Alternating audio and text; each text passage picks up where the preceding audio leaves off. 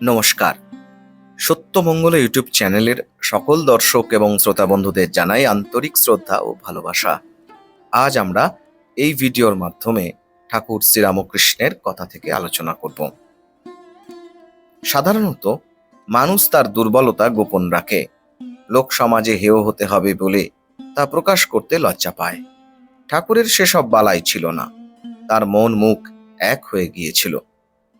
স্বামী শারদানন্দ লিখেছেন, কোনো যুবক আসিয়া বিষণ্ণ চিত্তে ঠাকুরকে জিজ্ঞাসা করিল, মশাই, কাম কি করে যায়?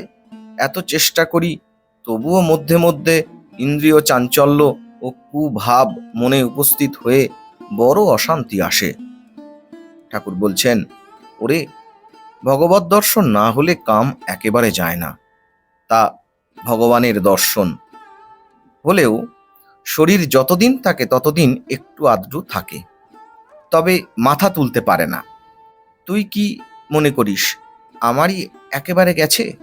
এক সময় মনে হয়েছিল যে কামটাকে জয় করেছি, তারপর পঞ্চবটিতে বসে আছি, আর এমনই কামের তোড় এলো যে আর যেন সামলাতে পারিনি।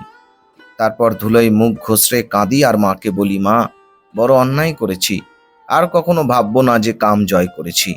তবে যায় কি জানিস, তোদের এখন যৌবনের বন্যা এসেছে, তাই বাঁধ দিতে পারছিস না। বান যখন আসে তখন কি আর বাঁধ টাত মানে? বাঁধ উছলে ভেঙে জল ছুটতে থাকে, লোকের ধান ক্ষেতের ওপর এক বাঁশ সমান জল দাঁড়িয়ে যায়। তবে বলে, কলিতে মনের পাপ পাপ নয়, আর মনে একবার আধবার কখনো কুভাব এসে পড়ে তো কেন এলো বলে বসে বসে তাই ভাবতে থাকবি কেন? ওগুলো কখনো সখনো শরীরের ধর্মে আসে যায়, শৌচ পেচ্ছাপের চেষ্টার মতো মনে করবি। শৌচ পেচ্ছাপের চেষ্টা হয়েছিল বলে কি লোকে কি মাথায় হাত দিয়ে ভাবতে বসে? সেই রকম ভাবগুলোকে অতি সামান্য তুচ্ছ হেয় জ্ঞান করে মনে আর আনবি না। আর তার নিকটে খুব প্রার্থনা করবি, হরিনাম করবি ও তার কথাই ভাববি। ও ভাবগুলো এলো কি গেল সেদিকে নজর দিবি না। এরপর ওগুলো ক্রমে ক্রমে বাঁধ মানবে। যুবকের কাছে ঠাকুর যেন এখন যুবকই হইয়া গিয়াছেন। ভাবমুখে অবস্থিত বড়া ভয়কর বাবা মথুরের উপাস্য হইলেও বালক ভাবাবিষ্ট সরলতা ও নির্ভরের ঘনমূর্তি সেই বাবাকেই আবার সময়ে সময়ে মথুরকে নানা কথায় ভোলাইতে ও বুঝাইতে হতো। বাবার জিজ্ঞাসিত বিষয় সকল বুঝাইবার উদ্ভাবনী শক্তিও মথুরের ভালোবাসায় বেশ যোগাইত। মথুরের সহিত কথা কইতে কইতে হঠাৎ বহির্দেশে গমন করিয়া বাবা একদিন চিন্তায় মুখখানি শুষ্ক করিয়া ফিরিয়া আসিয়া মথুরকে বলিলেন, এ কি ব্যারাম হলো বলো দেখি? দেখলুম প্রস্রাবের দ্বার দিয়ে শরীর থেকে যেন একটা পোকা বেরিয়ে গেল। শরীরের ভিতর এমন তো কারুর পোকা থাকে না। আমার এ কি হলো? ইতিপূর্বেই যে বাবা হয়তো গুরু আধ্যাত্মিক তত্ত্ব সকল অপূর্ব সরলভাবে বুঝাইয়া মোহিত মুগ্ধ করিতেছিলেন, সেই বাবাই এখন বালকের ন্যায় নিষ্কারণ ভাবিয়া অস্থির। মথুরের আশ্বাস বাক্য এবং বুদ্ধির ওপর নির্ভর করিতেছেন। মথুর শুনিয়াই বলিলেন, ও তো ভালোই হয়েছে বাবা, সকলের অঙ্গেই কাম কীট আছে, উহাই তাদের মনে নানা কুভাবের উদয় করে কুকাজ করায়। মার কৃপায় তোমার অঙ্গ থেকে সেই কাম কীট বেরিয়ে গেল, এতে এত ভাবনা কেন? বাবা শুনিয়াই বালকের ন্যায় আশ্বস্ত হইয়া বলিলেন, ঠিক বলেছ, ভাগ্যিস তোমায় এ কথা বললুম, জিজ্ঞাসা করলুম বলিয়া বালকের ন্যায় ওই কথায় আনন্দ প্রকাশ করিতে লাগিলেন। ঠাকুর ছিলেন পবিত্রতার প্রতিমূর্তি। নিজেই বলেছেন, স্ত্রী সম্ভোগ স্বপ্নেও হলো না, কাম ভাব শরীরেরই ধর্ম।